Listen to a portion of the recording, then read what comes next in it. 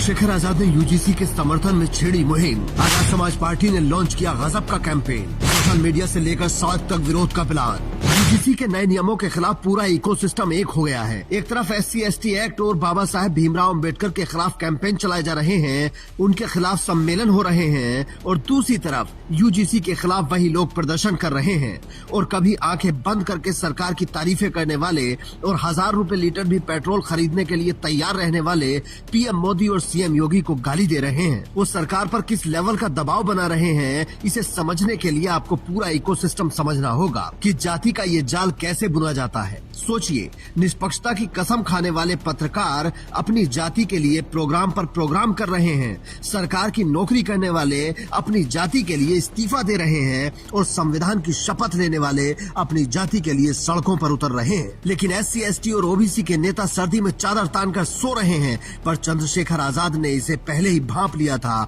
उन्होंने social media पर UGC का समर्थन किया, फिर रैली में बयान दिया और अब उनकी पार्टी ने बाकायदा कैंपेन लॉन्च कर दिया है। वो सोशल मीडिया पर यूजीसी के समर्थन में एक हैशटैग चला रहे हैं। दूसरी तरफ चंद्रशेखर आजाद पिछड़े वर्ग के नेताओं को जगा रहे हैं और सरकार को भी बता रहे हैं कि अगर दबाव में नियम वापस लिए तो सड़कों पर उतरेंगे, विरोध करेंगे और 85% लोगों का विरोध सरकार झेल नहीं पाएगी। उन्होंने कहा कि दलित और OBC होने का दर्द केवल समुदाय के लोग ही समझ सकते हैं और विरोध करने वालों ने नए नियम पढ़े ही नहीं हैं, वरना उन्हें पता चलता कि EWS को भी इसमें जोड़ा गया है जो सामान्य वर्ग से ही है। चंद्रशेखर आजाद ने यूजीसी के विरोध में इस्तीफा देने वाले अधिकारी पर कहा कि मैं उन्हें बधाई देता हूं कि वो अपने समाज के साथ खड़े होकर सरकार पर दबाव बनाना चाहते हैं, लेकिन SC/ST और OBC के नेताओं में तो इतनी हिम्मत भी नहीं है। वो तो मरे हुए हैं, वो तो अपने समाज के हितों के लिए बोल भी नहीं सकते। इतना जुल्म हो रहा है लेकिन वो बोल भी नहीं पा रहे हैं।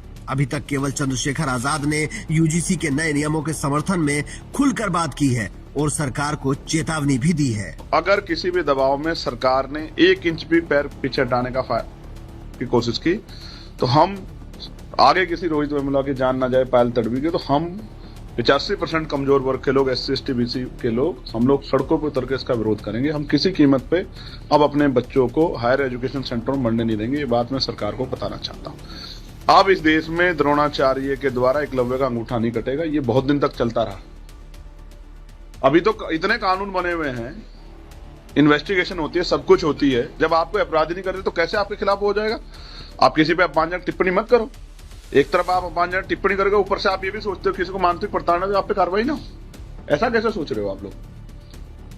ये गलत है। इसलिए जो इसका विरोध कर रहा, मैं ये कमेटी सिर्फ दलितों की कमेटी ने नहीं वो किया, उसमें तमाम लोग थे, तमाम जिम्मेदार नेता थे जिन्होंने बनाए।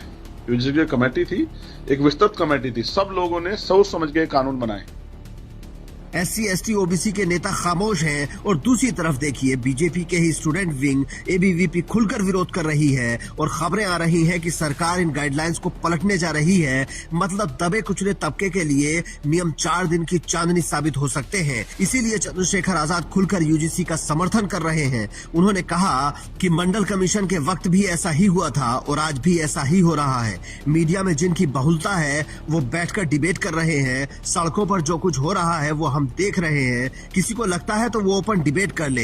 और सच तो ये है कि सरकार सामाजिक न्याय के नाम पर कमजोर वर्गों के साथ धोखा कर रही है। हकीकत यही है कि पत्रकार से लेकर बुद्धिजीवी वर्ग तक इस वक्त यूजीसी के खिलाफ बोल रहे हैं। कुमार विश्वास ने इसके खिलाफ एक कविता पोस्ट की। उन्होंने लिखा, चाहे तिल लो या ताड़ लो राजा, राई लो या पहाड़ लो राजा, मैं अभागा सवर्ण हूँ मेरा, रोया रोया उखाड़ लो राजा। मतलब जो जहाँ जिस पद पर है, जिसके पास जितनी ताकत है, वो अपनी उस ताकत का इस्तेमाल कर रहा है। लेकिन जिनको बचाने के लिए ये नियम बने हैं वो सो रहे हैं। आप ऐसे नेताओं को क्या कहना चाहेंगे और चंद्रशेखर आजाद के कदम पर क्या कहेंगे? कमेंट करके जरूर बताएं। Bureau report, Indian.